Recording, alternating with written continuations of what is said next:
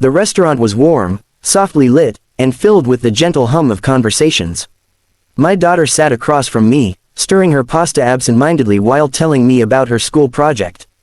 It was one of those rare evenings when everything felt calm. No work calls, no rushing, just a father and his little girl sharing dinner and laughter. I remember smiling as she described how she wanted to become a scientist one day. "I'll invent something that makes houses clean themselves," she said proudly. "If you do that," I laughed, "you'll make me the happiest dad in the world." That's when my phone vibrated. At first, I ignored it. I had promised myself that tonight would be distraction-free. But then it buzzed again. And again. I glanced down. It was a notification from my home security app. Motion detected in living room. My heart skipped. That didn't make sense. No one was supposed to be home. My wife was on a business trip, and I had picked my daughter up directly from school. The house should have been completely empty. I swallowed and tapped the notification. The app loaded the live camera feed. For a second, everything looked normal. The couch, the coffee table, the lamp in the corner. Then the camera shifted slightly, adjusting to motion. And I saw it, a shadow. Someone was inside my house. I felt a chill crawl up my spine. My daughter was still talking, unaware of the storm building inside me. "Dad, are you listening?" I forced a smile. "Yeah, sweetheart, I just need to check something." I turned the volume down on the camera feed and watched carefully. There it was again. Movement near the hallway. My mind raced. Was it a burglar? Had someone broken in? Was my house being robbed right now while I sat in a restaurant miles away? Panic tried to take over, but I forced myself to think clearly. First, I checked the front door camera. The door was closed, no visible damage. Then I switched to the backyard camera. The back gate looked slightly open. I felt sick. I quickly muted my phone and stepped away from the table. I called the police. 911, what's your emergency? I'm at a restaurant with my daughter. My home security cameras show someone inside my house. No one should be there. They asked for my address and assured me officers were on the way. I returned to the table, trying to act normal. "Is everything okay?" my daughter asked. "Yes," I said softly. "We might need to leave a little early." I couldn't let her see the fear in my eyes. As we walked to the car, I kept checking the live feed. The figure was clearer now. A man, wearing a hoodie. He was moving cautiously, looking around as if searching for something. My fists clenched around the steering wheel. How dare he? That house wasn't just walls and furniture. It was memories. It was my daughter's drawings on the fridge. It was bedtime stories and birthdays and family movie nights. I wanted to drive straight there. But I knew better. The police told me to stay away until they secured the scene. So I parked a few streets away from my house and waited. Each second felt like an hour. The police cars arrived quietly, lights off but purposeful. I watched from a distance as officers approached my front door. They knocked first. No answer. Then they entered. I stared at the screen, barely breathing. The living room camera showed officers sweeping the area. Then suddenly, the feed cut out. My heart dropped. Was the intruder tampering with the system? Minutes passed. Then my phone rang. It was the officer. "Sir, we have someone detained inside your home." My stomach twisted. "Is anything stolen? Is my house damaged?" "We're still assessing, but it appears he entered through the back gate and forced a window."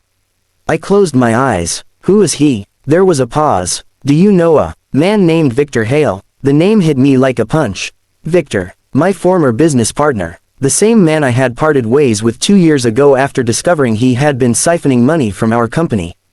The same man who blamed me for his financial downfall when I reported him. "No," I said slowly. "I don't know where he is." "Why?" "He claims he came to retrieve something that belongs to him."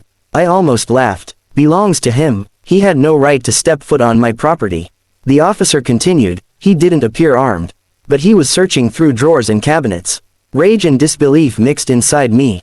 This wasn't random. It was personal. After giving my statement, I drove my daughter to my sister's house. I didn't want her anywhere near the situation. When I finally returned home later that night, escorted by police, the sight broke my heart. Drawers were pulled out, cushions thrown aside, papers scattered across the floor. But what hurt most wasn't the mess. It was the violation, the feeling that someone had invaded our safe space. The officer explained that Victor claimed there were important documents hidden in my house, documents he believed would clear his name from the fraud charges. He was desperate, and desperation makes people do reckless things. I walked into my daughter's room. Her stuffed animals were untouched. Her nightlight still glowed softly. I felt tears sting my eyes. What if we had been home? What if my daughter had walked in on him? The thought made me shiver. Over the next few days, I upgraded everything. New locks, reinforced windows, additional cameras. But security systems can't fix the emotional damage. That came slowly. My daughter noticed I was quieter. "Are you scared, Dad?" she asked one night. I hesitated. "Yes," I admitted. "A little." "Me too." I hugged her tightly. "It's okay to feel scared," I told her. "But we're safe. That's what matters." The truth is, that notification changed something in me. Before that night, I believed bad things happened to other people.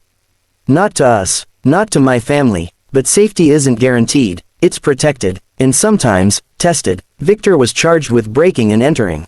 The court issued a restraining order. I haven't seen him since. But every time my phone buzzes now, there's a split second where my heart jumps. That small vibration reminds me how fragile peace can be. Still, I'm grateful. Grateful the security system worked. Grateful the police responded quickly. Grateful my daughter was sitting across from me in a restaurant, safe and smiling, instead of at home that night. Sometimes, technology feels intrusive. Constant notifications, endless alerts. But that night, it became a guardian. It gave me a warning.